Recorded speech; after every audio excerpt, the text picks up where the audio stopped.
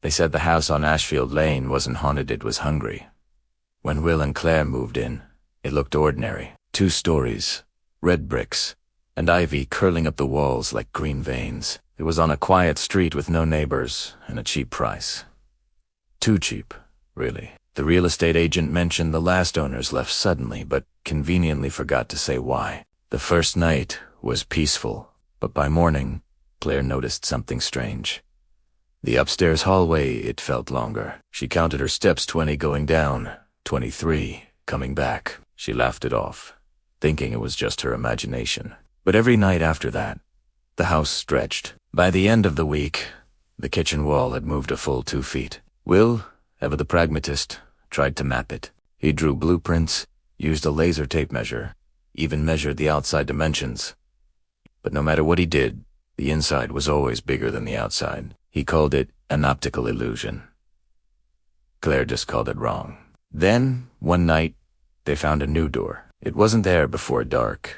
Plain wooden door behind the bookshelf in the living room. It had no knob, no frame. It was just Teddy. When they pushed it open, they saw nothing but a hallway leading into pure blackness. A void that swallowed sound, air, and light. The next day, Will tied a rope to his waist and stepped inside. He promised he'd only go 50 feet and come right back. He never did. Claire pulled on the rope, but it went slack. When she reeled it in, the end was cut clean. Then she heard it, Will, whispering her name from the dark. His voice echoed through the walls, not from one place, but from everywhere at once. That night, the house felt alive. The walls throbbed softly, like something was breathing just under the plaster. Pictures fell from their hooks. Doors slammed shut. The power went out. In the flickering candlelight, she saw words appearing across the walls, etched into the paint like fresh scratches. Stop counting.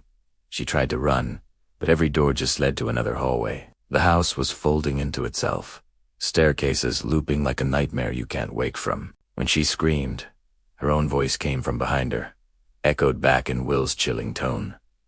The floor twisted. The ceiling pulsed. And then leaves began to fall from nowhere dry. Blood-red leaves that clung to her skin. She opened her eyes and saw him. Will was standing in a doorway, but his eyes were hollow, empty voids. His mouth moved, and the entire house seemed to move with it.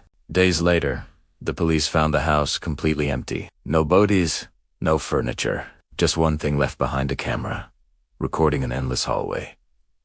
The footage never ends. It just loops. And every hour, a faint whisper can be heard, saying, "Some houses are built to be lived in, others to live." If you enjoy stories that get under your skin, be sure to hit that subscribe button and ring the bell so you want to miss our next descent into darkness. Thanks for watching.